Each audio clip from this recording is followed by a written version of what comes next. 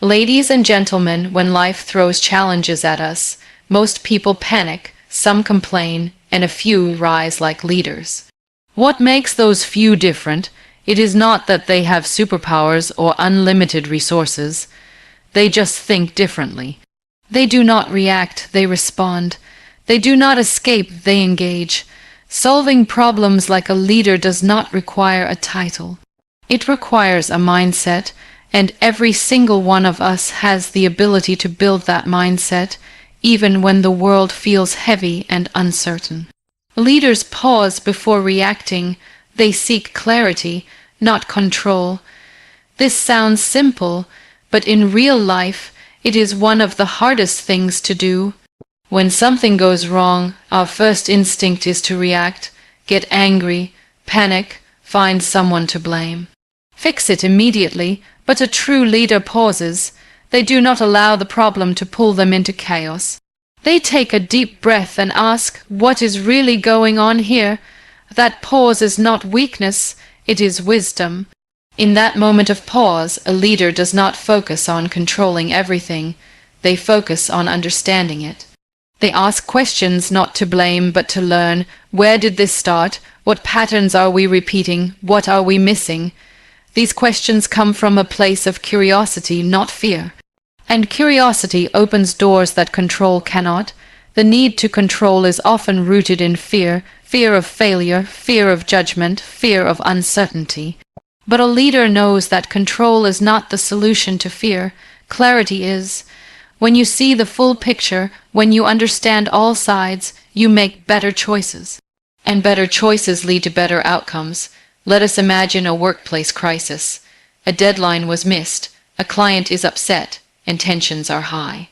A boss might come in and start shouting, micromanaging, demanding reports. But a leader, they step in, stay calm, and gather the facts. They do not jump to conclusions. They ask everyone involved what happened. They listen. They create an atmosphere where people can speak honestly without fear. And through that, they find out the real reason behind the failure. Maybe it was a miscommunication. Maybe someone was silently struggling. Maybe the system was flawed. That is the power of clarity. It does not just solve the problem, it prevents the next one. Because when you pause, you notice things others miss. You see the human side. You spot the real need. And you make decisions not based on pressure, but on perspective. Also, when a leader pauses, others feel safe. People are not afraid of being punished for mistakes. They know their voice matters, and that builds trust. In a team, trust is everything. Without it, people hide their problems until they explode. With it, they bring problems forward early, while they are still small, still solvable. Another reason why the pause matters, it protects your energy. Leaders often carry emotional weight from their own lives and from others. If you react to everything, you burn out. But if you pause, you give yourself space, space to think, space to reflect, space to respond with intention, not impulse. In families, too, this applies. When a child messes up, the easiest thing is to scold. But if the parent pauses, listens, and speaks with understanding, the child learns more. They feel seen, not attacked. That is leadership. And you do not need to be in charge of a team to show it. You can lead with clarity in your home, your community, even in conflict with yourself. This habit of pausing takes practice. It does not come overnight, but every time you choose to respond instead of react, you are building your leadership muscle. Every time you breathe before speaking, every time you ask before judging, you are creating space for wisdom to enter. And that space, that silent pause, is where real leadership begins. They do not rush to fix, they listen deeply first. This is the kind of wisdom that looks soft on the outside, but carries the strength to move mountains. In a world where speed is praised and urgency is worn like a badge of honor, it takes real courage to slow down. When things go wrong, people expect immediate action, immediate answers. But real leaders know that trying to fix something before understanding it only makes things worse. They choose to listen, not to reply, but to really hear, and that changes everything. Listening deeply means letting go of the need to be right. It means sitting with discomfort, with silence, with words that might hurt, and still staying present. Leaders know that solutions built on assumptions are fragile, but solutions built on truth, the kind of truth that only comes out when someone feels heard, those are solid. Listening opens doors that no amount of talking can. When a problem arises, most people want to jump in, offer advice, assign blame, or fix the visible part of the issue. But a leader asks, "Can you tell me what happened?" and then stays quiet. They give the other person space to speak without rushing them. They do not interrupt, they do not fill the silence, they make eye contact, they nod, they allow the other person to feel safe enough to be honest. That level of listening is rare, but it is also where the real story comes out. Think about the times you were in pain, or confused, or scared. Did you want someone to fix everything in a hurry? Or did you want someone to just sit with you, understand you, make you feel less alone? Leaders do that for others. They understand that sometimes the most powerful thing you can do is simply be there. With full attention, no judgment, no agenda, just presence.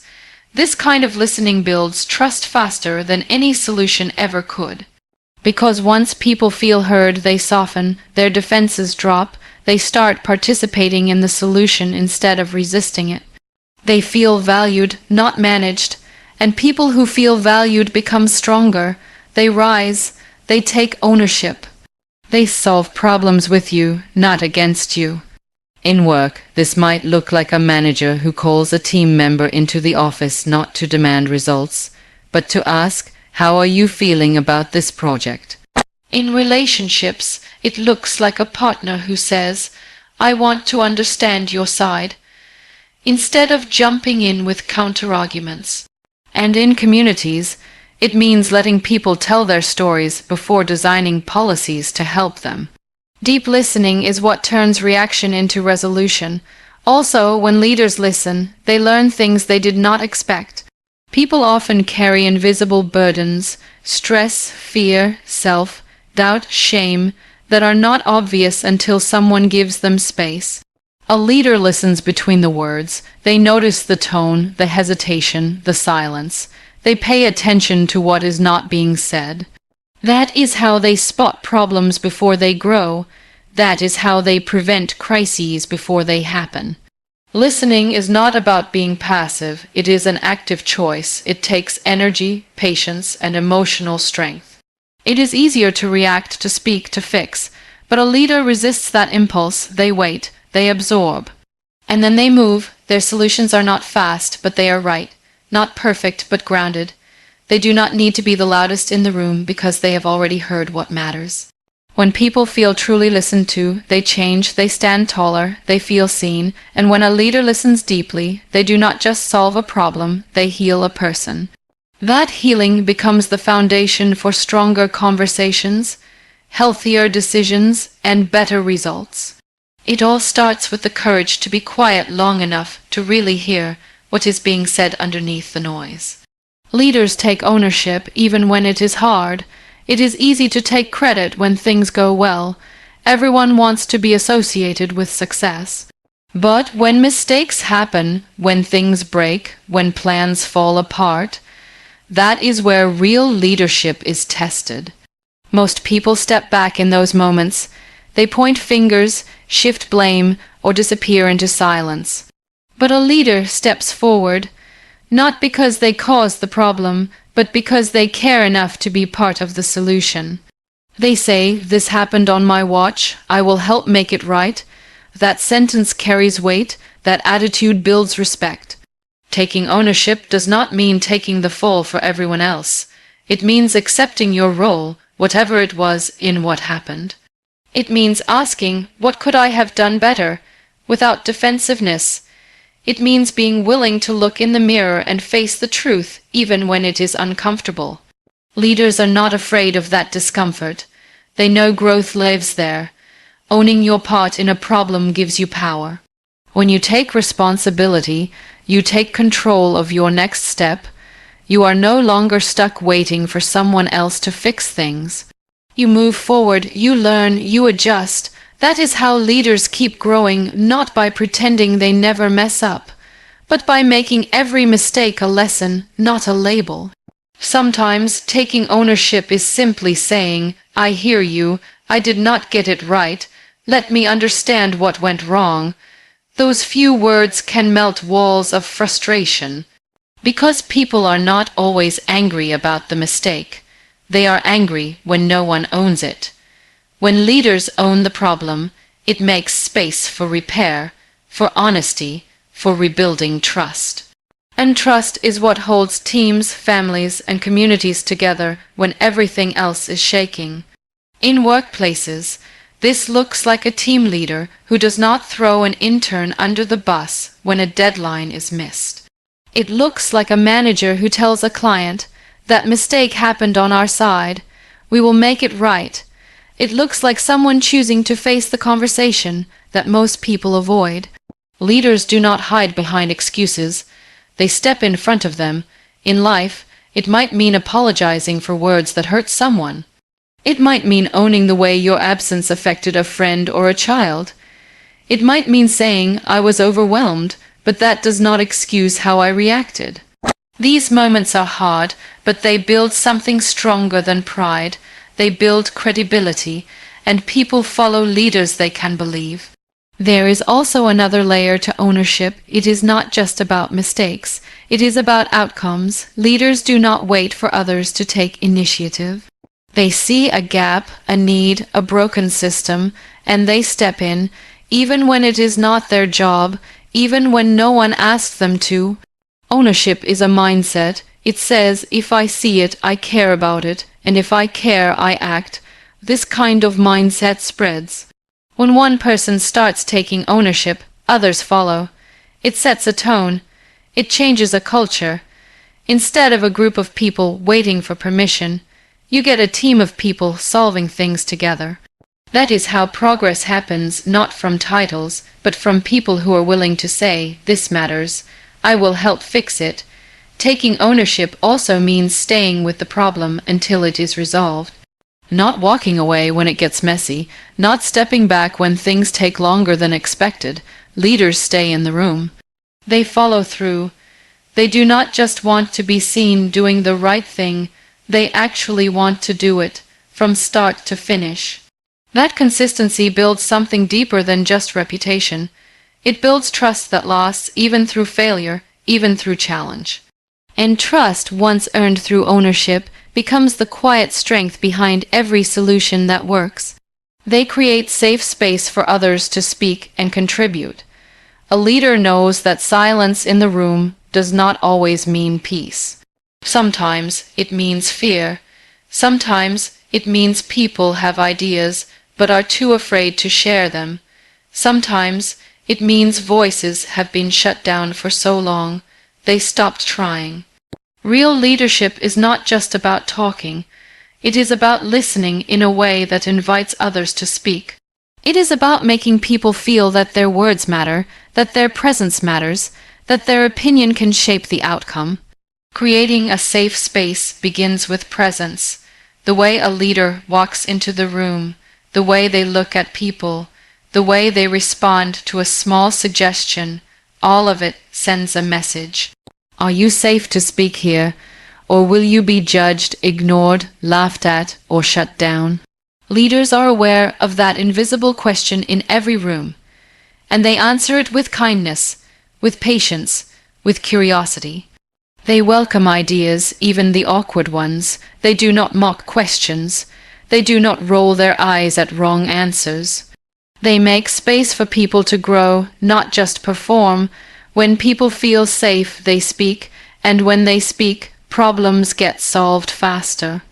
A junior team member might notice something others missed.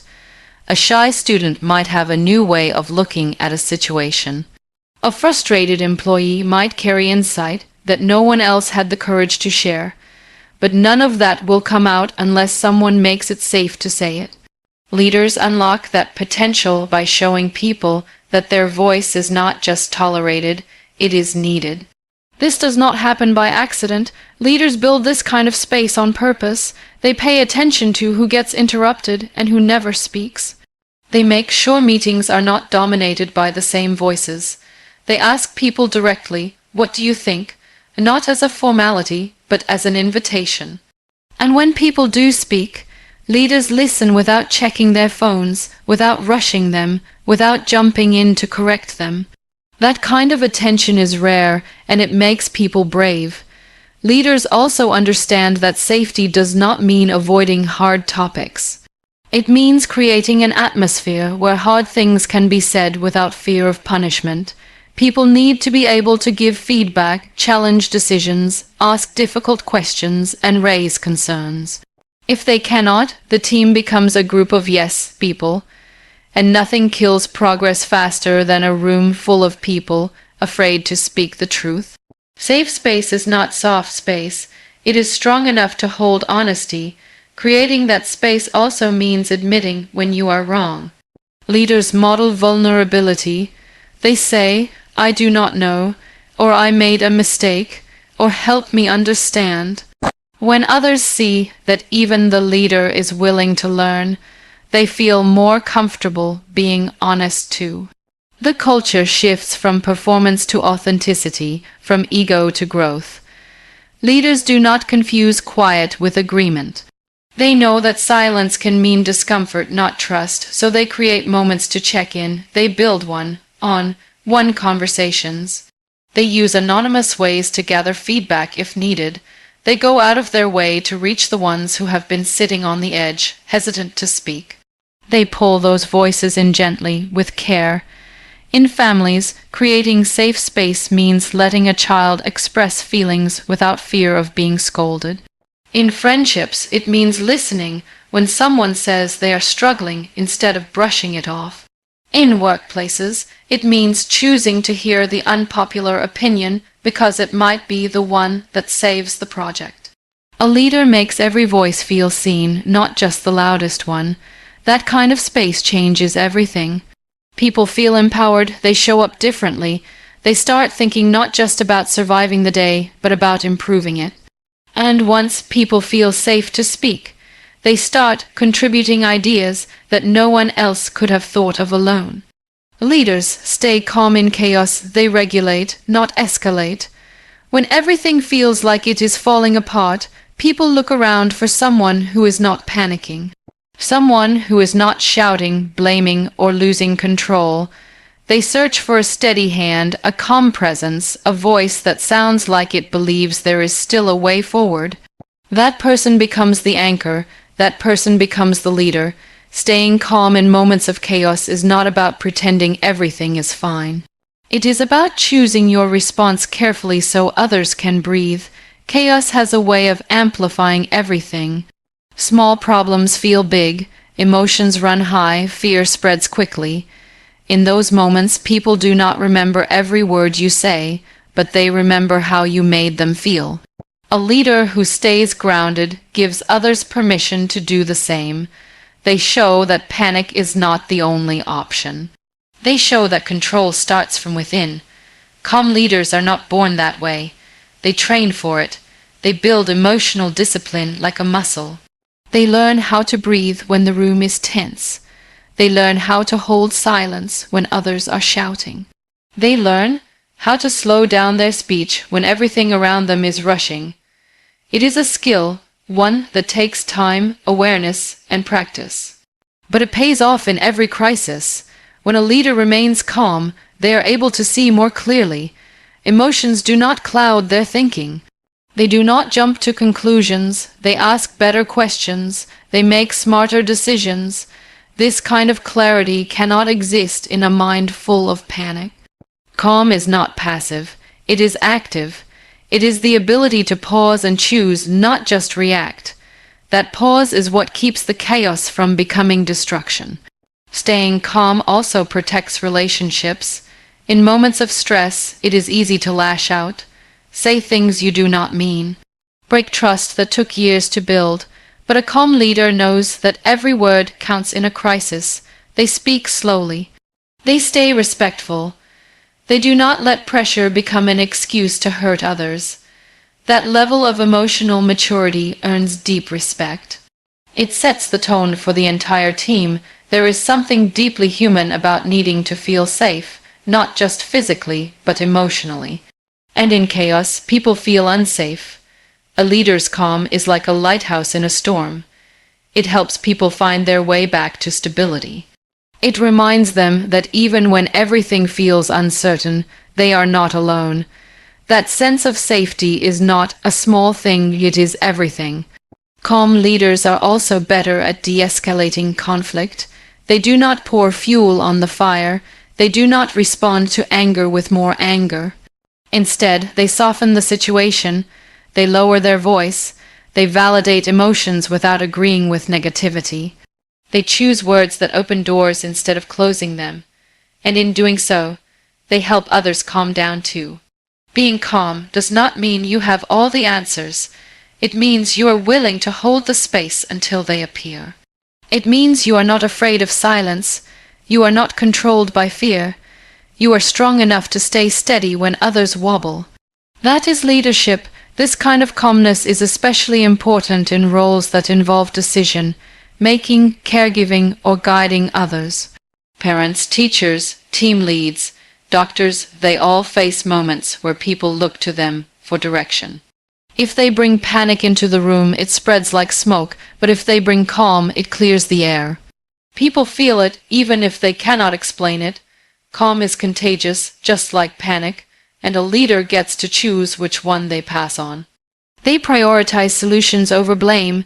When something breaks, when plans fail, or when expectations are not met, the most common human response is to find out who is responsible. People look around and point fingers. They want someone to carry the weight of the mistake, but a leader takes a different path. They ask, "What can we do now?" instead of "Whose fault is this?" because they understand that blame may satisfy emotion, but it does not solve the problem. Solutions move things forward. Blame just keeps people stuck in the past. Blame is loud. It fills rooms with tension. It makes people defensive. It shuts down creativity. In contrast, solutions create movement. They open up possibilities. They bring people together. When a leader walks into a situation and shifts the focus from who to how, they change the entire energy of the room. People stop hiding. They start thinking. They stop protecting themselves and start contributing ideas. That shift is subtle but powerful. Leaders who focus on solutions do not ignore what went wrong. They do not pretend there was no mistake. But they treat mistakes as information, not ammunition. They use them to learn, not to punish. They ask questions like, "What can we learn from this? How can we make sure this doesn't happen again? What are the next steps to fix this?" That kind of thinking turns even the worst situations into growth opportunities. Blame creates fear. When people know they will be blamed, they stop taking risks. They play small. They keep quiet when something feels off. But when people know their leader will focus on solutions, they become more honest. They report problems early. They suggest improvements. They take ownership. That culture of safety leads to better outcomes, more trust, and stronger teams. In workplaces, this might look like a team that misses a deadline. Instead of calling a meeting to scold everyone, the leader asks, "What barriers slowed us down? What support do you need next time? What can we fix in our system?" That approach gets results faster. It keeps morale intact. It builds loyalty. People remember how you treat them when they fail, and that memory shapes how they show up when it counts. In families, prioritizing solutions looks like choosing to understand instead of accusing. When a child makes a